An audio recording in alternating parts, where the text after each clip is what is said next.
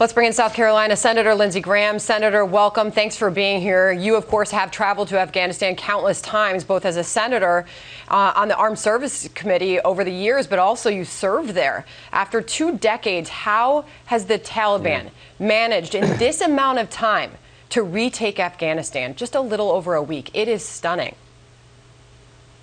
Yeah, well, for about 3 years, we had a formula that worked. A small American contingent of soldiers and airmen providing close air support to the Taliban, intel to the Afghan security forces, and medical evacuation capability. That gave the edge to the Afghan security forces. So what happened is we changed the game.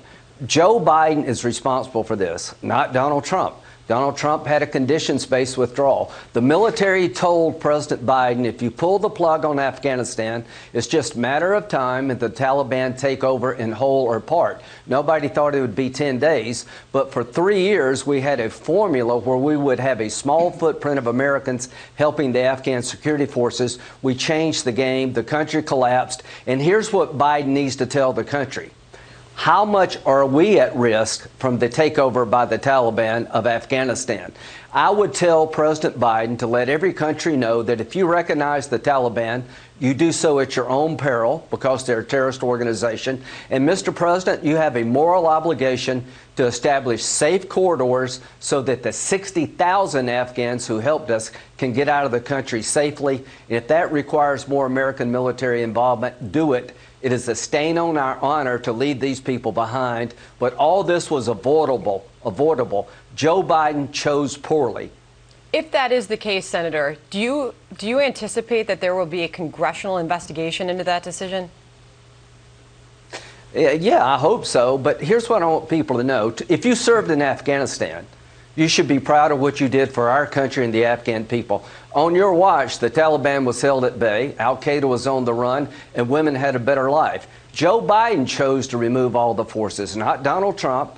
He made a decision, and now the threat to the homeland is through the roof.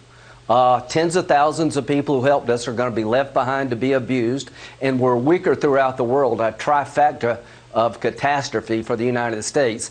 The person to blame here is the commander-in-chief who rejected sound military advice. Joe Biden has been incompetent most of his political life when it comes to foreign policy. As commander-in-chief, he is now dangerous. Our country is more at threat today than we were last week because President Biden turned down sound military advice, and the same people in charge of Afghanistan are in charge of our border. When will we realize they don't know what they're doing? A stark reminder of just how wrong he has gotten this was Joe Biden in his own words back in July. Senator, listen. Yeah. The Taliban is not the North Vietnamese army. They're not remotely comparable in terms of capability. There's going to be no circumstance where you see people being lifted off the roof of an embassy of the United States from Afghanistan. That, of course, we now know had to happen, and now we've got chaos at the Kabul airport there. It's the only way out, Senator, as you know. And now the president has informed us that he is sending in 1,000 additional troops to try to safeguard the airport there. He is pointing fingers at Donald Trump, as you just mentioned, as we anticipate his remarks a short time from now. The Wall Street Journal this morning talking about the Afghan surrender on the part of Joe Biden. The president tries to duck responsibility and a calamitous withdrawal. Note that Biden is more critical, they say, of his predecessor than he is of the Taliban. The president has spent 7 months ostentatiously overturning one Trump policy after another on foreign and domestic policy, yet he now claims Afghanistan policy is the one he could not do anything about. That is a point well taken in this moment, Senator. Yeah, let me tell you, let's dive a little bit deeper. Biden mentioned Vietnam. Did anybody ever believe that the North Vietnamese would plot to attack the United States if we lost in Vietnam? When you hear the word Taliban, you need to think of Al-Qaeda and 9/11. The President Biden doesn't understand this war. Radical Islam is a threat to humanity. They will attack us if we don't fight back and contain them over there. You got several choices here. Fight them in their backyard or our backyard. The fight is coming back to our backyard because we abandoned Afghanistan. You do it with partners or by yourself. We've abandoned the Afghan people. We've lost a good partner. The bottom line here is that President Biden doesn't understand, in my view, the threats to the United States from leaving Afghanistan. Another 9/11 is far more likely today than it was a week ago. And I want to stress this. When you look to blame people, our military told President Biden, if we remove all of our forces, the Taliban will take the country back over, and the threat to the homeland will get much greater in a very short period of time.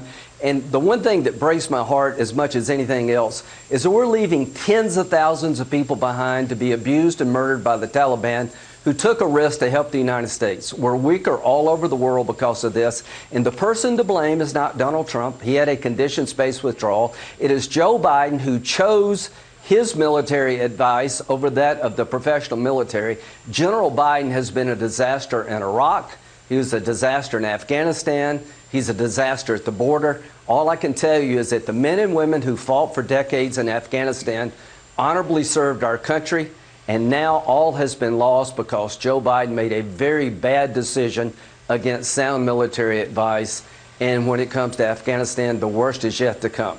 And after mounting criticism over the weekend of his vacation at Camp David, the president, this is a live scene here, is arriving back in D.C., where just a short time from now, he is set to address the nation.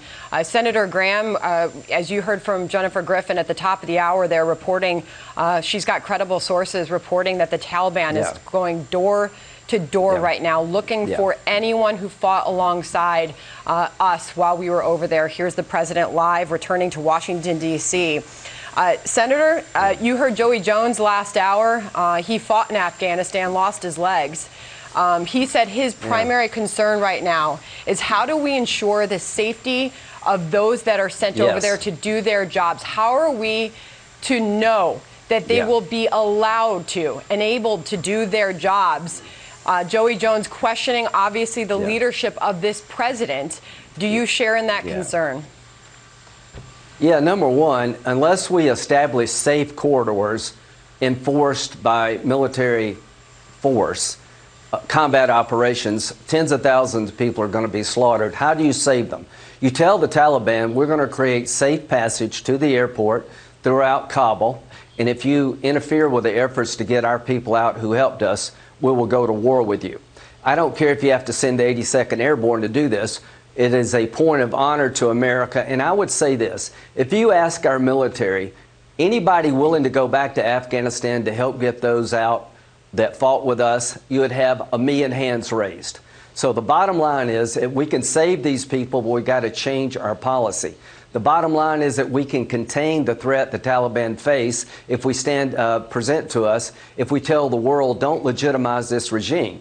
I want President Biden to tell Pakistan and China that if you recognize the Taliban, you're recognizing a terrorist organization with blood on their hands regarding Americans, and we will hold you accountable. This is a time for presidential leadership, but the problem with President Biden is he doesn't understand the nature of the war. He's like a deer in the headlights, and he's unable to adjust.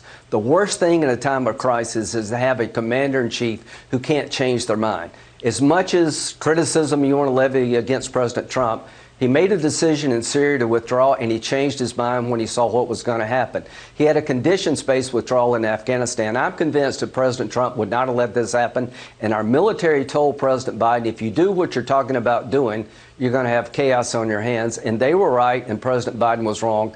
Safe corridors need to be established right now to avoid thousands of people from being slaughtered who helped us. And if we don't help these people now, who will help us in the future? Senator, it is hard to believe these images that we're looking at as you have been speaking of these Afghan civilians clinging to U.S. Air Force planes on takeoff, some of them holding on, dropping to their certain death, knowing they were going to drop to their certain death.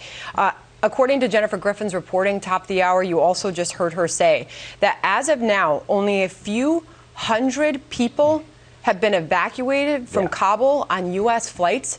Senator, that seems shocking to me. What is happening? Well, clearly we don't have enough airplanes in the system to get people out. We got to create safe passage corridors, or we're going to leave thousands of people behind. This is all avoidable. We need to tell the Taliban, we're going to get the people out who helped us, and if you want to fight, you'll get one and you will lose it. If we don't change policy, we're going to leave tens of thousands of people behind to be abused or killed, and this is all avoidable. President Biden needs to tell the Taliban, We're going to get these people out. We're going to use whatever force necessary to get them out. You can still change things, President Biden. Please do. If you don't, you're sending thousands of people to a certain death who stepped up to help America. We owe it to these people. We owe it to our honor as a nation. Who's going to help us in the future? This is a moment of decision-making for President Biden. Are you going to uphold America's honor? Or are you going to walk away and allow tens of thousands of people to be slaughtered? It's up to you, Mr. President, not Trump, not Lindsey Graham, you. What the hell are you going to do? How about listening to sound military advice for once in your life? That's why I ask you about a potential congressional investigation, whether or not you're going to dig in to learn more about how that decision was made. We also know that the first female vice president, Kamala Harris, said, and she confirmed herself, she was the last one in the room before he announced that decision to make this full withdrawal. Where is she on this? I haven't seen a statement from her, and I certainly haven't seen her speaking out about the terror that those women and girls are facing in that country. And I think this is important to read off to you. Furthermore, from Jennifer Griffin's reporting, our national security correspondent, the Taliban, she has been told, have all the records of those who served from the KKA, AFG special forces. They are starting to go to the houses of these Afghan senators to begin seeking retribution. Sheer terror, she is reporting, on the ground in Kabul. This is what she's being told at this hour. It is just getting worse, Senator. Well, basically, President Biden is like a deer in the headlights when it comes to Afghanistan. He made a very poor decision.